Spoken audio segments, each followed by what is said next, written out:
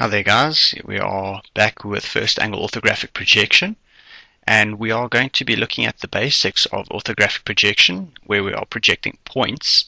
I've gone ahead and labeled each one of the views and each one of the points, and you will notice that the points are represented as with different labels in each view. There's A1 which we still need to find, and A2.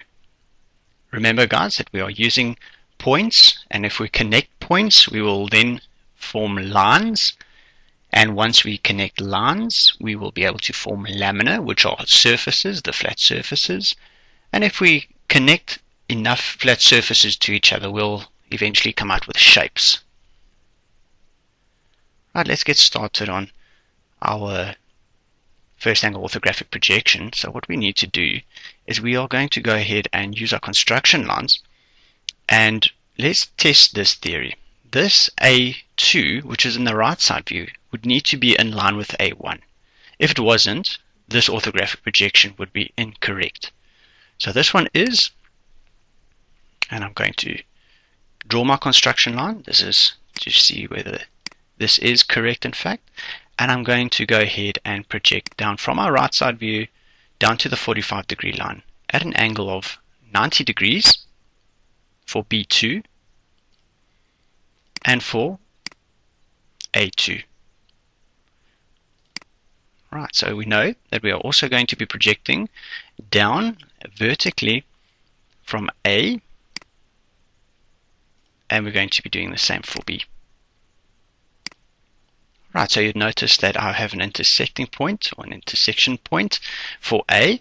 We have A, that must be A1's position, and obviously B, using B's line with these two intersecting lines, or where these two lines intersect, would be B1. Okay, so I'm going to go and plot these points.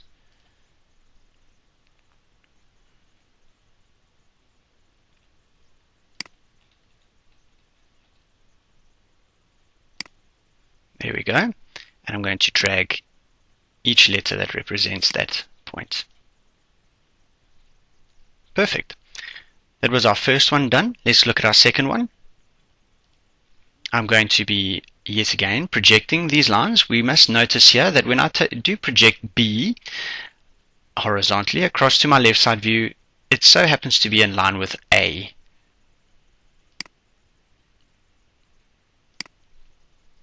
Right, obviously that's going to be a construction line. Okay, and obviously to test whether this orthographic projection is correct, remember this is first angle orthographic projection. To test whether it is correct, B has to be in line with B1, because remember that point is exactly the same point as that, but it is just seen in a different view.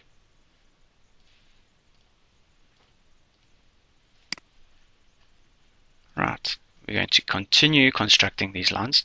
So A is also in line with A1. And we're going to take A1 across to the 45-degree line.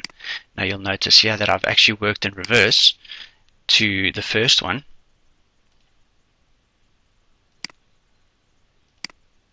Remember, it touches the 45-degree line and will have to be projected straight up. Let's zoom in on this one over here.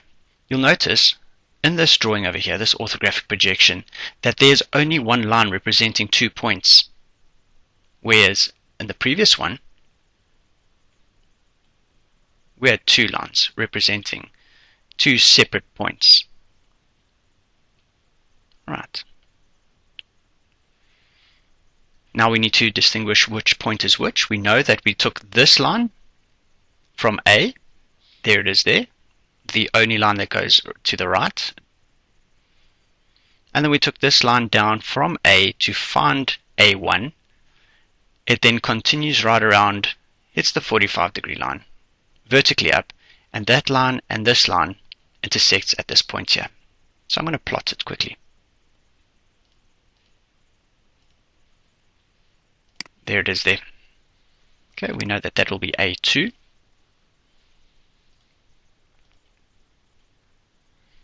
And I also have B2 to plot. Now B2, when I take or project from B right across. Remember, we only have one line that goes to the right. We have one line coming down to find B1. From B1 it goes across, hits the 45-degree line and goes up. Intersects with that line and that line at that point there. Therefore that must be B2. Right. Let's look at our third drawing. Our third drawing is going to be exactly the same. Nothing is going to change. A1 we are projecting to the right. Remember, we are now looking for our front view. And we're projecting B2 to the right. We will also project B2 down to the 45-degree line and across. And it is in line, so that test is accurate. A2, project that across. That test is accurate because they do meet up once they hit the 45-degree line. And we project straight up for each one of those 2 points, A1 and B1. Remember here, we are finding the front view. So let's have a look. Let's zoom in on this guy here. A2 is projected across from there, that point there, that's its line. It is projected down and across to find A1, and then A1 is projected straight up. Therefore, this line and that line intersects at that point there. So we would need to go and plot it. There we go. We found A. And then obviously we found B, projecting B construction line across to the right, down and across to find B1. B1 will then be projected straight up. Its intersection line with that one and this one here, its intersecting point will be that point there. And there we go. We have found the third drawing. The fourth drawing, we're doing exactly the same. Right? Because A2 and B2 are in line with each other if I'm projecting vertically down to the 45-degree line. When I project across from that 45-degree line, I also find them being in line.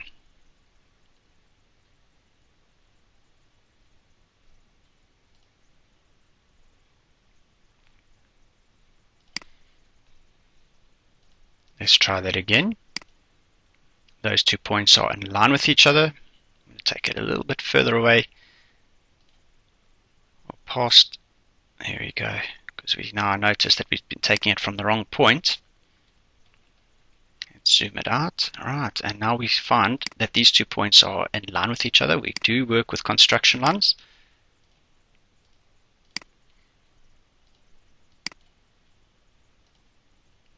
And then I'm simply going to be projecting each one of these points. A2 directly across, B2 directly across,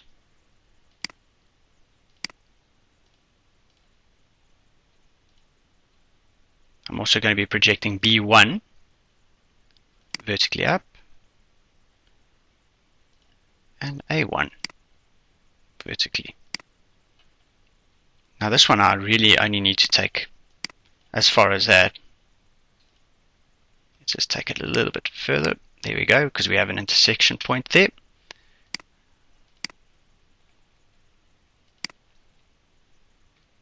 There we go, and we're going to change that to construction lines.